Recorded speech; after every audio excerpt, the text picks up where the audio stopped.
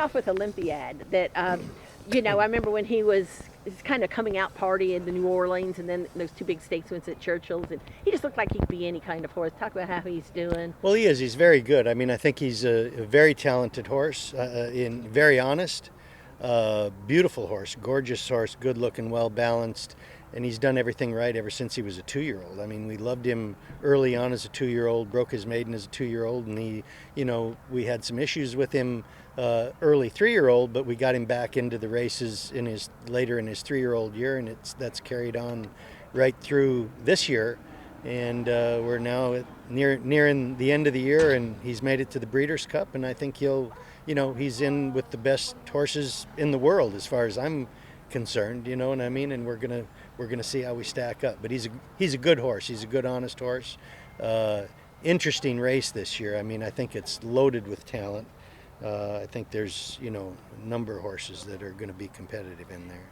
It is kind of a testament to patience. Your horse, Life is Good, Flightline, all those trainers have taken their time with the horses when they needed the time, and then here they are off square and off together. Well, I mean, I think I think it's a mindset. I mean, I think if you've got a nice horse, I think if you want to give a horse a career, you've got to be patient. You know what I mean? You've got to watch and observe and see if they've got issues that need to be taken care of early on. If you let things go too far, and then sometimes you push it a little too far, and then you get beyond that point of no return where they have an injury that just they're not going to be the same. But fortunately with him, we had some baby issues, and we gave him the time, and he's repaid us for it.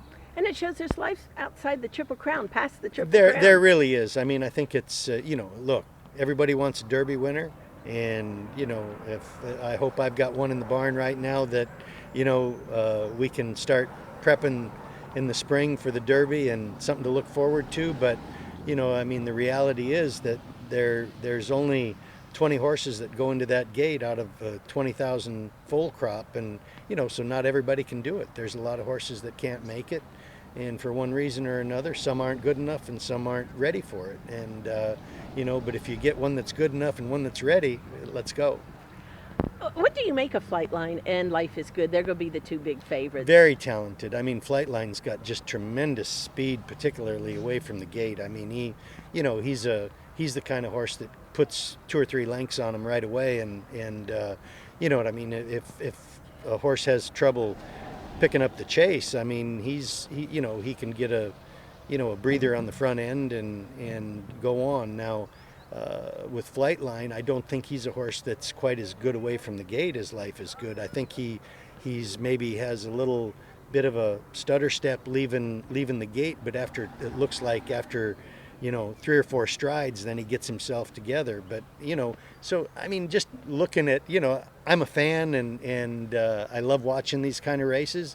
You try to imagine what the outcome is going to be and how it's going to shape up.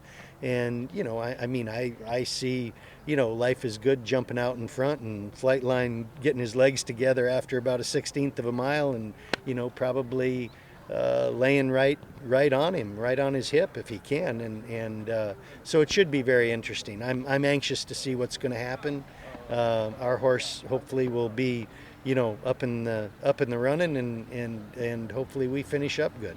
Would it surprise you if he beat those two? I mean, I mean, I'm not holding my breath, because I know how good those other 2 horses are, but I'm not going to rule it out. I mean, you see things happen in horse racing all the time. I mean, those are 2 great horses. The thing you don't want to forget is our horse is very, very good. I mean, he's really a good horse. Do you ever think that a lot of years he'd be the favorite? Pardon? A lot of years he'd be the favorite. Yes. Even. Yeah, that could be. Yeah, exactly.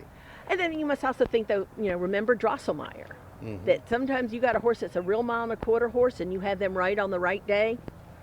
Line them up and take your chances. Yeah, exactly. I know the year Drosselmeyer won, we had a horse called To Honor and Serve who was quite exciting, and it worked out to be a matter of the trip who got the 1.25 miles. I mean, To Honor and Serve was right there turning for home. He was there with Uncle Mo, and they were battling it out.